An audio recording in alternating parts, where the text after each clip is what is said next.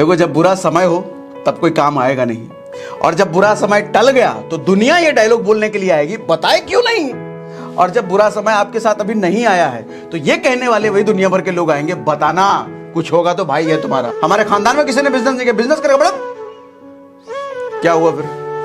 भारत का पहला ऐसा बिजनेसमैन जिसने भारत की एक कंपनी को फॉर्च्यून 500 में लिस्टेड करा दिया। सर आपको पता नहीं है मेरे पापा कैसे हैं? मेरे पापा कुछ करने नहीं, मेरी मम्मी कुछ कर, मेरे भाई, मेरा चाचा, मेरे दोस्त, क्या नोटंकी लगा रखा है। बहुत आसान होता है हालातों को दोष देना, क्योंकि मुझे लगता है कि शायद ही भगवान ने इससे आसान कुछ बनाया हो। कुछ नहीं होता हालातों को दोष देने से, अपने हिस्से का दिया खुद ही जलाना होगा। सर जिंदगी जब तक बची है ना, कुछ बर्बाद नहीं हो सकता। जब तक आपके पास समय है, बाजुओं में दम है, स्किल सेट है, मुंह में जुबान है और सोच में शक्ति है, सब कुछ दोबारा खड़ा किया जा सकता है। और यहाँ आदमी को जरा सी मुसीबत आती नहीं है। सर आपको पता नहीं है मेरी सिचुएशन क्या है। क्या है तुम्हारी सिचुएशन है? हाथ पैर टूट गया कि लकवा मार गया है, टाइम सही नहीं है सर, मैं जहां रहता हूं वो सही नहीं है सर। अरे तुम्हारे साथ कुछ भी सही है। नाना भरोसे पहलवानी ना हो तरह। मुसीबतों से घबराना नहीं, टकराना सीखो सर। जब हालातों से लड़ते लड़ते टूट के बिखर जाओगे ना, समझ लो समय आ गया है, अब निखर जाओगे। मरने वाले हो भैया, एक पांव गड्ढे में, आप 2 साल बाद निपट जाओगे। क्या करने के लिए बचा है आपके पास? मान लो काम कर रहे हो 10 लाख रुपए महीना कमाने के लिए, कोई पीछे से आएगा, अरे कहाँ ये सब चक्कर में पड़े हो, 10,000 की नौकरी हम लगा देंगे ना, हमारा नौकरी हमारे चाचा ने लगाया। इस दिन ये बोलना शुरू कर दिया ना कि मेरी बर्बादी का कारण मैं खुद हूं, सर कल को आबाद भी खुद ही बन जाओगे। सर जिगरा चाहिए, कलेजा चाहिए उन सबको मना करने के लिए। दुनिया को आपकी सिर्फ कमजोरियां, आपकी सिर्फ कमियां ही दिखेगी, लेकिन उस वक्त भरोसा रखना है आपको अपनी स्ट्रेंथ पर, अपनी मजबूती पर। लड़के की एक कहानी है, पैदा होने के कुछ टाइम बाद ही एक साइड इसका फेस पैरालाइज्ड हो गया, एक साइड फेस से। और अब देखो भाग्य का खेल, कुछ साल बाद ही इसके माँ बाप का डाइवोर्स भी हो गया। तो किसी तरीके से बचपन से ही थोड़ा बहुत काम धाम करके इसने अपना पालन पोषण किया, और धीरे धीरे इसमें ना फिल्मों का थोड़ा शौक पनपने लग गया, फिल्मों में काम करने के लिए। और फिल्मों में छोटा मोटा काम ये करने भी लग गया। वो इतना छोटा मोटा रोल था कि किसी को पता भी नहीं चलता था, और उसमें पैसे इतने मिलते थे कि घर भी किसी तरीके से चलता था, किसी तरीके से। समय और आगे बढ़ा, धीरे धीरे लड़का ये बड़ा होता है, इसकी शादी हो जाती है। शादी होते ही खर्चे भी बढ़ते हैं और साथ में परेशानी भी बढ़ती है। परेशानी इसलिए बढ़ते हैं क्योंकि खर्चे बढ़े हैं। अब इसी तरीके से कहानी इसकी किसी तरीके से आगे चल रही है। अब ये लड़का एक दिन कुछ ऐसा करता है कि पैसे की तंगी की वजह से इसको अपनी बीवी के जेवर बेचने पड़ जाते हैं। इस बात से बीवी नाराज होती है और बीवी छोड़ करके चली जाती है। और अब किसी तरीके से लाइफ चल रही है। हालत इतनी बुरी हो जाती है कि इसको अपना फेवरेट कुत्ता, इसके पास एक कुत्ता हुआ करता था, इसका एक फेवरेट, बहुत प्यार करता था इसको, उसको भी इसको बेचना पड़ जाता है एक जगह, और वो भी सिर्फ $25 में, सिर्फ $25 में। और किसी तरीके से फिर नौकरी चाकरी हल्का फल्का काम कुम करके गुजारा चल ही रहा था। इसको बेसिकली फिल्मों में ना हीरो बनने का शौक था। तो इसने एक कहानी भी लिखी थी अपनी फिल्म के लिए, खुद को हीरो रखकर। उस कहानी को ये चाहता था कि कोई डायरेक्टर, कोई प्रोड्यूसर इस पर फिल्म बनाए। इसने न जाने कितने प्रोड्यूसर, कितने डायरेक्टर के दरवाजे खटखटाए, महीनों तक खटखटाता रहा, लेकिन हर निर्माता, हर प्रोड्यूसर इसको मना कर देता था। फाइनली एक प्रोड्यूसर इसको ऐसा मिला जो कि कहता है कि तुम्हारी कहानी पर मैं फिल्म बना दूंगा और तुमको $1,00,000 भी दे दूंगा। अब $1,00,000 उस लड़के के लिए उस वक्त कुछ ऐसा था मानो कि कोई 2 BHK के फ्लैट में रहता हो और उसको ताजमहल मिल रहा हो, कुछ इस तरीके से। मगर उस लड़के ने वहां पर एक छोटी सी कंडीशन ये रखी कि हीरो मैं खुद रहूंगा। ये सुनते ही प्रोड्यूसर घबरा गया, हंसने लग गया उसकी बात पर, क्योंकि एक साइड से चेहरा पैरालाइज था उसका, थोड़ा लिप इधर लटका उटका सा था। कहता रहा तुम हीरो बनोगे भाई, अपने शकल भी देखे हो, कहानी अच्छी लिख दी, इसका मतलब हीरो थोड़ी बन जाओगे। भगा दिया उसको, मना कर दिया। तो बेचारा निराश होकर के चला गया। कुछ टाइम बाद उसी प्रोड्यूसर का दरवाजा फिर से खटखटाया कि भाई देख लो भैया, कुछ हो जाए, ले लो हमको हीरो। तो प्रोड्यूसर बोला भाई देखो तुम्हारी कहानी मुझे पसंद है, तुम एक काम करो, $1,00,000 का ऑफर तुमको मैंने दिया था, $4,00,000 मेरे से ले लो और कहानी दे दो। वो लड़का कहता है $4,00,000 क्या, $40,00,000 भी हो, फिर भी हीरो अगर मैं रहूंगा तभी ये कहानी दूंगा। तो निर्माता को लग गया कि ये थोड़ा जिद्दी सनकी टाइप का आदमी है। बोला चलो ठीक है यार, तुमको हीरो लेकर के मैं फिल्म बना लेता हूं। लेकिन तुमको हीरो ले रहा हूं तो रिस्क है मुझे। $35,000 दूंगा, तुम्हारी कहानी भी लूंगा और तुमको ये बताओ हीरो भी लूंगा। टोटल पैसा $35,000 दूंगा, $35,000 दूंगा। अब सोचो कहां ऑफर $4 लाख का था, अब मात्र $35,000। आप होते तो उस वक्त क्या करते? कोई भी आम इंसान शायद घबरा जाता और हो सकता है कि वहां पर नेगोशिएशन करने लग जाता, या फिर हार मानकर बात करता, ठीक है भाई $4 लाख दो, कहानी ले लो, हीरो को मारो गोली। वो लड़का मान गया तुरंत। और मालूम है जब उसको $35,000 मिले तो उसने सबसे पहले क्या किया?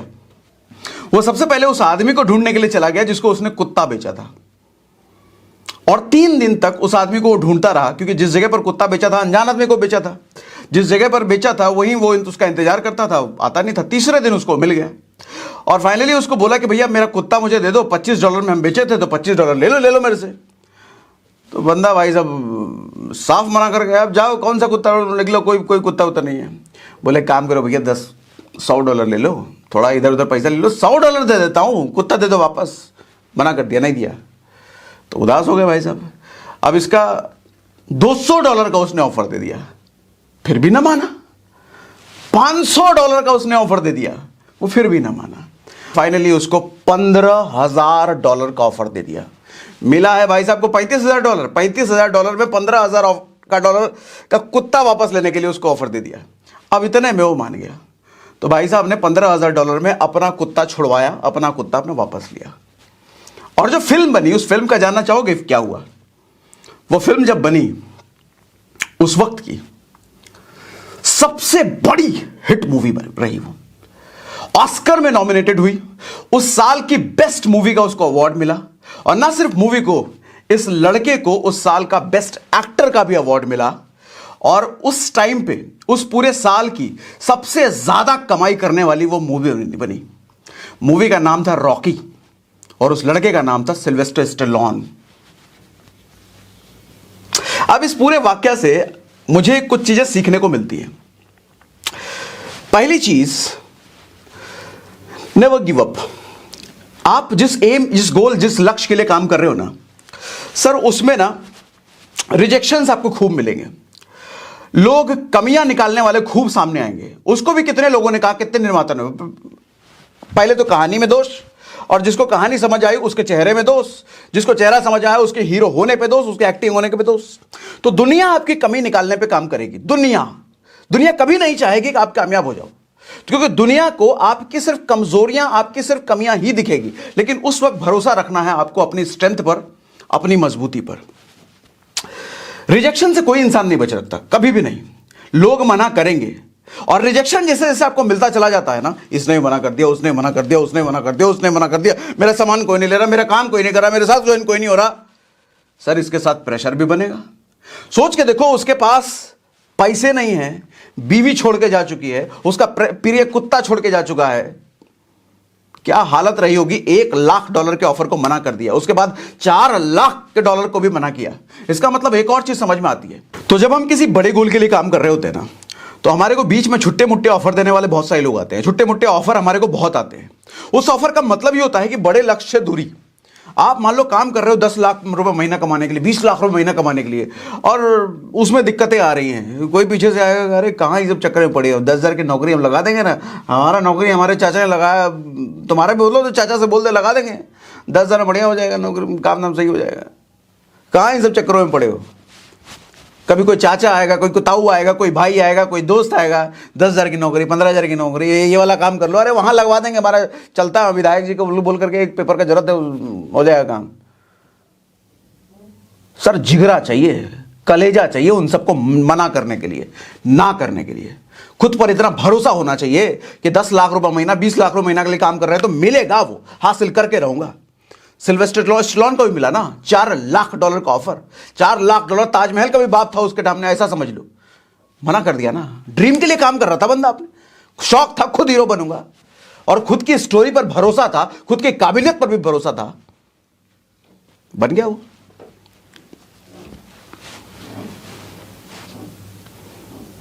और कहते भी हैं जब हालातों से लड़ते लड़ते टूट के बिखर जाओगे ना, समझ लो समय आ गया है, अब निखर जाओगे। और एक और important lesson, very very important lesson, जिसने आपके बुरे समय में साथ दिया ना, कभी उसका साथ मत छोड़ना। उस कुत्ते को $15,000 में दे करके, 35,000 में से $15,000 दे करके क्यों लिया उसने वापस मालूम? जब उसकी बीवी छोड़ के चली गई थी, जब बुरा समय था उसके, जब सब कुछ उसके साथ बुरा था, तो सिर्फ वो कुत्ता उसके साथ था। और समय इतना बुरा हुआ कि उस कुत्ते को भी बेचारे को बेचना पड़ा। वापस लेके आया वो। बहुत दुनिया में ऐसे बहुत कम लोग होते हैं जो बुरे समय में आपका साथ देते हैं। देखो, बुरे समय में ना लोगों का आप 3 तरह का बिहेवियर आपको देखने को मिलेगा। बुरे समय क्या, नॉर्मली लोगों का, मैंने जो ऑब्जर्व किया है अपनी जिंदगी से, 3 तरह का बिहेवियर आपको देखने को मिलेगा। अक्सर जो इर्द गिर्द आपके लोग होते हैं ना, ये डायलॉग आपको अक्सर सुनने को मिलेगा, यह मिला होगा, न जाने कितनी बार और कितने लोगों से ये डायलॉग आपको सुनने को मिलेगा निश्चित। और मिला है तो मुझे बताना जरूर। पहले लोग कहेंगे, कभी भी जरूरत पड़े तो बताना, भाई है तुम्हारा भाई, कभी भी किसी चीज की जरूरत पड़े, रात को 2 बजे फोन मारोगे हाजिर हो जाएगा, किसी चीज की जरूरत पड़े मैं हूं ना। एक ये डायलॉग बहुत बार सुना होगा। और गलती से भगवान ना करे ऐसा टाइम आ गया, बुरा समय आ गया, जब आपको किसी की जरूरत है, चाहे पैसों की जरूरत हो, चाहे मदद की जरूरत, किसी चीज की जरूरत हो, और आपने उसको बुलाया, उसको फोन मारा, अरे यार अभी अभी अभी जमीन का रजिस्ट्री कराना था तो 20 लाख रुपए उसमें दे दिए, अभी बताते यार, 2 दिन पहले बोले होते ना, काम करा देते, अभी तो मुश्किल है। या किसी भी तरह की हेल्प में देखोगे, अभी इतना अचानक बोल दिए यार, अरे बस कल शाम को अगर बोल दिए होते ना तो इंतजाम कर देते। और जब समय निकल जाएगा, बुरा समय आपका, और मान लो उस आदमी को आपने नहीं बोला था अपने बुरे समय में, और आप बताओगे कि मेरे साथ ऐसे ऐसा बुरा समय आया था तो किसी तरीके से मैनेज कर लिए, बोले अरे यार बताओ कितना बेवकूफ आदमी हो तुम, तुम्हारे साथ इतना बुरा हो गया, बताए क्यों नहीं, एक फोन मारना था ना। ऐसा अक्सर होता है। देखो, जब बुरा समय हो तब कोई काम आएगा नहीं, और जब बुरा समय टल गया तो दुनिया ये डायलॉग बोलने के लिए आएगी, बताए क्यों नहीं। और जब बुरा समय आपके साथ अभी नहीं आया है तो ये कहने वाले वही दुनिया भर के लोग आएंगे, बताना कुछ होगा तो भाई है तुम्हारा। समझ गए? इसीलिए कभी भी दूसरों के कंधों पर भरोसा नहीं करना। कामयाबी खुद के कंधों पर, खुद की मेहनत से आती है, दूसरों के बलबूते नहीं आती। हमारे यहाँ कहावत भी है, नाना भरोसे पहलवानी ना हो तरह। नाना के भरोसे पहलवानी नहीं होती है। पहलवानी के लिए अपने जांघों में ताकत होनी चाहिए, अपने बाजुओं में दम होना चाहिए, तब वो पहलवान बनता है। कह रहे हमारे कहा जाता है कि नाना जी हमारे पहलवान थे तो हम भी पहलवान बने। ऐसे कैसे भाई, नाना जी पहलवान थे तो थे, तुम्हारे में दम है पहलवान बनने का, बन के दिखाओ। विधायक जी से हमारी जान पहचान है, कुछ होगा तो वो कर देंगे ना। हमारा बड़े बड़े लोगों से कोई काम नहीं आएगा, वो उठना बैठना कोई काम नहीं आएगा।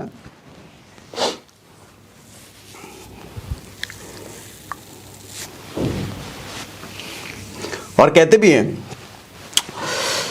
कि देखो, जब हम जो इंसान होते हैं ना, हमें हमेशा ना, मैं उन लोगों की बात नहीं कर रहा हूं जो मदद करने में, सहायता करने में बिलीव नहीं रखते, जो एंड टाइम पे आपको हो सकता है ये लाइन बोलते हैं कि 2 दिन पहले बताए होते। मैं तो लोगों को ये बताता हूं कि लोग ये सिखाता हूं कि लोगों की ना मदद करते चलो बिना किसी एक्सपेक्टेशन के, बिना किसी एक्सपेक्टेशन के।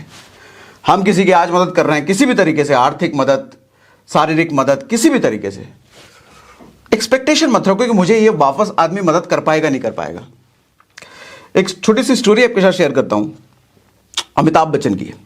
जब अमिताभ बच्चन का बुरा समय चल रहा था ना, तो छोटे मोटे काम मिलने शुरू हो गए थे केबीसी के बाद, 2000 के बाद। तो उस वक्त अमिताभ बच्चन डेविड धवन के पास गए थे काम मांगने के लिए कि डेविड भाई को एक आध हिट मूवी दिला दो यार, कोई हिट मूवी करा दो। तो डेविड धवन उस वक्त बड़े मियाँ छोटे मियाँ की कहानी लिख रहे थे।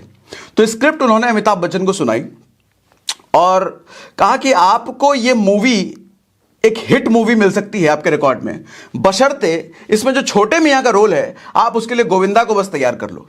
अच्छा, तैयार कर लो ये लाइन इसलिए कह रहे थे कि उस वक्त गोविंदा की छोटी बेटी का देहांत हुआ था, छोटी सी बच्ची थी, देहांत हुआ था।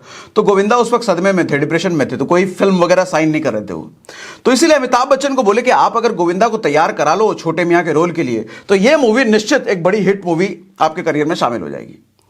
तो अमिताभ बच्चन गए गोविंदा के पास, रिक्वेस्ट किया कि भाई मान लो, और गोविंदा ने अमिताभ बच्चन को हाँ कर दी। गोविंदा का मैंने इंटरव्यू सुन रहा था कोई, तो मैं वो बताते हैं कि उनका हाँ करने का सबसे बड़ा रीजन ये था कि जब गोविंदा का बुरा समय चल रहा था ना, उनके पास फिल्में नहीं थी और अमिताभ बच्चन की हम मूवी आने वाली थी, हम। उस वक्त गोविंदा अमिताभ बच्चन के पास काम मांगने के लिए गए थे और अमिताभ बच्चन ने गोविंदा को अपने मूवी में रोल दिया था। उस वक्त अमिताभ बच्चन ने यह नहीं सोचा होगा कि ये गोविंदा कभी मेरे काम आएगा, क्योंकि उस वक्त जब हम आई थी अमिताभ बच्चन अपने शीर्ष पर थे, लेकिन मदद की।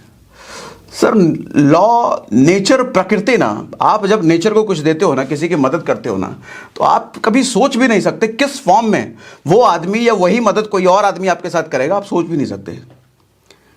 और ये मेंटल स्टेबल, मानसिक मजबूती का निशानी होती है कि आप राह चलते कभी किसी की मदद करते चलो, बिना कोई अपेक्षा रखे कि ये आदमी मेरी क्या मदद करेगा भविष्य में। सोच की ताकत का यह सिम्टम होता है, जिसकी सोच में यह मजबूती होती है, उसका यह सिम्टम होता है, उसको प्रेशर झेलना आता है, उसको रिजेक्शन झेलना आता है। हारने से डरना नहीं, सीखना शुरू करो भाई साहब।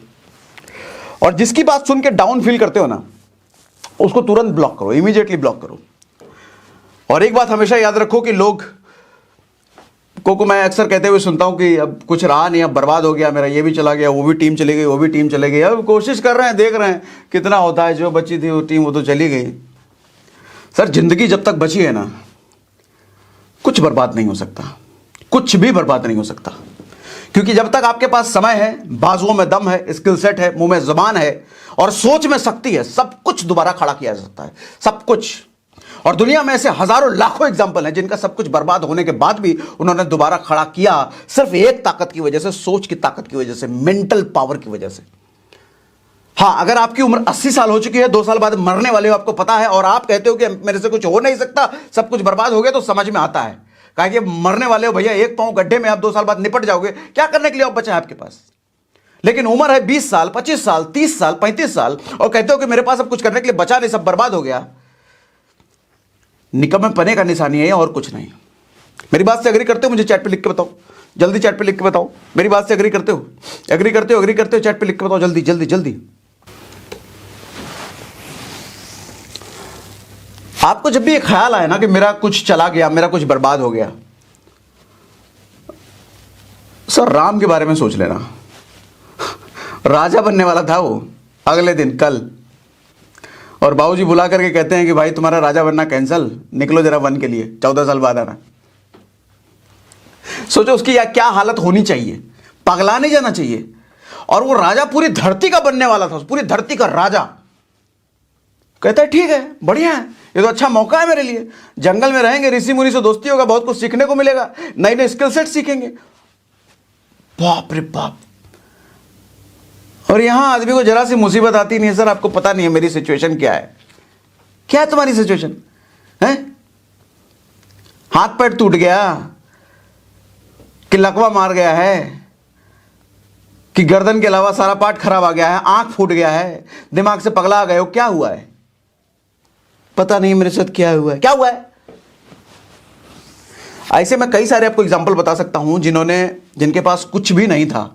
आप जिस हालात में हो ना भाई साहब, उससे कहीं ज्यादा बदतर हालात उनकी थी, अभी नाम बताने वाला हूं, उससे कहीं ज्यादा बदतर हालात उनकी थी, और उससे वापस वो जिस हालात में आज है ना, आप शायद सपने में भी उस हालात को अपने लिए लाने का सोच नहीं सकते। कुछ नाम बताता हूं आपको। अंबेडकर का नाम सुने हो? संविधान रचयिता। सर स्कूल से ना बाहर कर दिया जाता था, और ये बोल के बाहर कर दिया था कि नीची जाति की हो, बाहर निकाल दिया जाता था। लेकिन वो आदमी स्कूल के दीवार पे कान लगा के सुनता था, पढ़ाई करता था, ऐसे पढ़ा है वो, और इतना पढ़ा, इस कदर पढ़ा कि संविधान लिख दिया।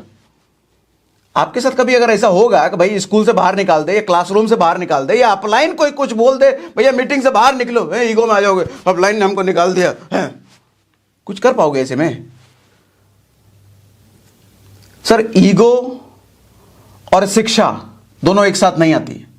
शिक्षा के लिए ईगो त्यागना पड़ेगा, शिक्षा के लिए झुकना पड़ेगा, शिक्षा के लिए अपने आप को समर्पित करना पड़ेगा। उस आदमी में अगर ईगो होता ना, मुझे स्कूल से बाहर निकाल दे, जाओ हम पढ़वे नहीं करेंगे, शायद अंबेडकर दुनिया को नहीं मिलता। सुपरस्टार रजनीकांत सुने हो?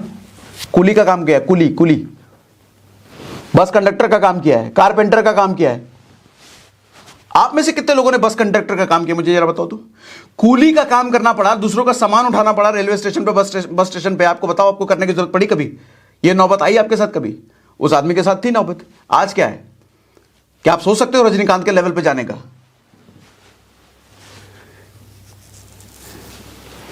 धीरू भाई अंबानी गैस स्टेशन पे अटेंडेंट थे, पूरा परिवार के खिलाफ था। बाबूजी ने तो झाड़ दिया था बिजनेस का नाम सुनते। बाबूजी जैसे पता चला बिजनेस करेगा, छड़ी उठा लिया था मारने के लिए। हमारे खानदान में किसी ने बिजनेस नहीं किया, बिजनेस करेगा बड़ा। क्या हुआ फिर? भारत का पहला ऐसा बिजनेसमैन जिसने भारत की एक कंपनी को फॉर्च्यून 500 में लिस्टेड करा दिया, अब्दुल कलाम आजाद। सर बाबूजी नाव चलाते थे और कमाई इतनी होती थी कि घर का खर्चा भी अच्छे से नहीं चलता था। तो अब्दुल कलाम आजाद पढ़ाई के साथ साथ अपने घर को सपोर्ट करने के लिए, अपने बाबूजी को सपोर्ट करने के लिए न्यूज़पेपर बेचा करते थे। क्या आपको कभी अपने घर को सपोर्ट करने के लिए, अपने पिता को सपोर्ट करने के लिए पैसे कमाने की जरूरत पड़ी? शौकिया न्यूज़पेपर आजकल बहुत लोग बेचते हैं, मैकडी में नौकरी कर लेंगे, शौकिया। मैं शौकिया की बात नहीं कर रहा हूं, घर का खर्चा, अपने मां बाप को पालने के लिए न्यूज़पेपर बेचने की जरूरत कभी पैसा पड़ा कभी आपको? राष्ट्रपति बने अमिताभ बच्चन। 2000 ईस्वी में जब पूरी दुनिया नया सेंचुरी का सेलिब्रेशन बना रही थी, तो अमिताभ बच्चन कह रहे थे कि वही टाइम था जब मैं घर पे बैठ के रो रहा था, और जब घर पे बैठ करके मैं लोगों की गालियां सुना करता था फोन पर, या फिर सामने लोग जब लेनदार मांगने के लिए आते थे। हालत इतनी बुरी थी उस समय। बहुत आसान था अमिताभ बच्चन के लिए जस्ट एक गोली खाना, एक गोली। उस एक गोली ना अमिताभ बच्चन को सारे प्रॉब्लम से छुटकारा दिला सकती थी। खाते खत्म हो जाते हैं। जहर। इतना खराब सिचुएशन तो आप में से किसी ने नहीं देखा होगा ना सर। जब आदमी शीर्ष से नीचे गिरता है ना, बहुत चोट लगती है, अब बहुत दर्द होता है, फिजिकली भी और मेंटली भी, इमोशनली भी। टूट जाता है उस वक्त आदमी। उस वक्त आदमी के पास, ज्यादातर आदमी के पास वही रास्ता वो इख्तियार करता है, अगर ऐसा इतना बुरा सिचुएशन आ जाए, एक गोली और खेल खत्म। उस आदमी ने नहीं किया, लड़ा, लोगों से काम मांगा, अपना ईगो त्याग करके लोगों के पास गया, कभी इससे काम, उससे काम, उससे काम। वो भूल गया कि वो किस लेवल पे था कभी। और आज कॉमेडियन महमूद का नाम सुना है? पुराने जमाने में जिस फिल्म में महमूद होता था ना, उस फिल्म का पूरा क्रेडिट वो लेके जाता था। और क्रेडिट कोई प्रोड्यूसर, डायरेक्टर, हीरो नहीं देता था उसको, जनता देती थी, देखने वाले देते थे। अमिताभ बच्चन और राजेंद्र कुमार जैसे लोग बतौर हीरो महमूद के साथ काम करने से डरते थे, मना करते थे, महमूद है भैया, नहीं महमूद नहीं। क्यों? भले महमूद साइड रोल में आता था, एज अ कॉमेडियन आता था, main role Amitabh Bachchan, main role Rajendra Kumar, लेकिन पता है कि महमूद जिस फिल्म में है वो पूरा जनता का दिल ऐसे लूट लेता था वो, कि पूरा क्रेडिट लेके जाता था, भारी पड़ जाता था मेन हीरो पर। वो अपने काम में इतना माहिर था वो। और था क्या वो? ड्राइवर था, ड्राइवर। उसके साथ कुछ टाइम मुर्गी बेचने का काम करता था। और एग्जांपल दूं, नवाजुद्दीन सिद्दीकी। आप में से कितने लोगों ने वॉचमैन का काम किया, कभी सिक्योरिटी गार्ड का कभी काम किया हो सोसाइटी के बाहर? नहीं किया हो? नवाजुद्दीन सिद्दीकी किया सर, कई सालों तक किया है। फिल्मों में छोटे छोटे रोल, छोटे छोटे रोल, छोटे छोटे रोल। आज क्या है Nawazuddin Siddiqui? Most popular actor में से एक है आज के टाइम में नवाजुद्दीन सिद्दीकी। और एग्जांपल दूं, दिलीप कुमार के बारे में जो जानते ही होंगे, रोड साइड पे ठेले पे फल बेचा करते थे, रोड साइड पे। मगर आज मुझे लगता है बॉलीवुड का शायद ही ऐसा कोई इंडस्ट्री का हीरो हो जो दिलीप कुमार से सीखता ना हो, उनकी एक्टिंग से इंस्पायर ना होता हो। और सिर्फ इतना ही नहीं है सर, दुनिया में लाखों हैं, लाखों। ये तो वो लोग हैं जिनको हम पर्दे के माध्यम से, न्यूज के माध्यम से, मीडिया के माध्यम से हम जानते हैं। और दुनिया में ऐसे लाखों लोग हैं जो पॉपुलर नहीं हैं, लेकिन किया उन्होंने बहुत बड़ा है। बहुत आसान होता है सर, बहुत आसान होता है हालातों को दोष देना। क्योंकि मुझे लगता है कि शायद ही भगवान ने इससे आसान कुछ बनाया होगा। कुछ नहीं होता हालातों को दोष देने से, अपने हिस्से का दिया खुद ही जलाना होगा। समझे दोस्त?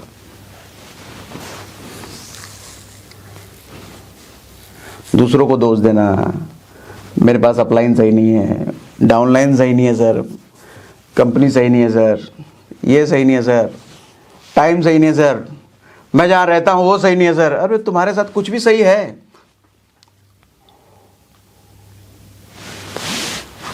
सर क्लोजिंग इस महीने कुछ अच्छा नहीं हो पा रहा, अगले महीने करेंगे। अगले महीने का नौटंकी तो मैं कितने लोगों से सुनता हूं। अगले महीने, अगले महीने, अगले महीने। और दावे के साथ कह सकता हूं, ये लाइन बोलने वाला ना, अगले महीने वाला, उसका अगला महीना कभी नहीं आता। उसका अगला महीना सीधा स्वर्ग में आएगा। वो स्वर्ग में मिले ना मिले, उसको नरक मिलेगा।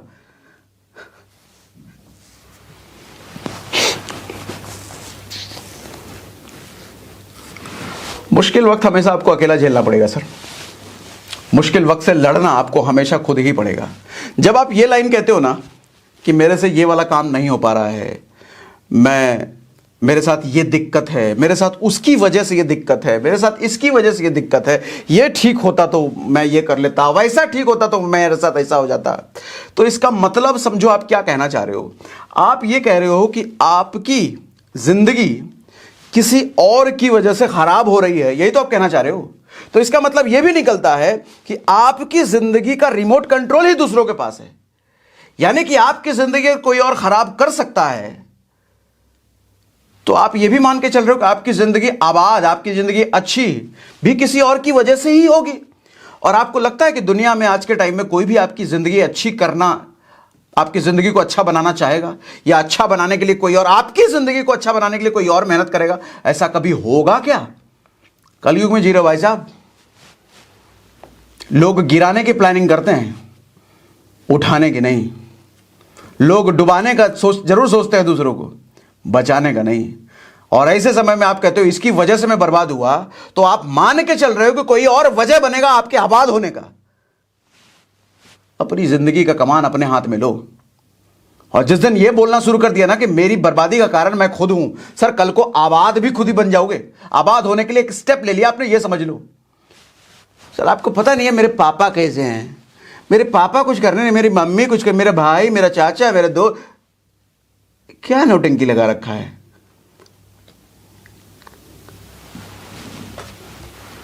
सर मां बाप ने पैदा जरूर किया है, लेकिन जिंदगी बनाने की जिम्मेदारी खुद की होती है, कोई नहीं।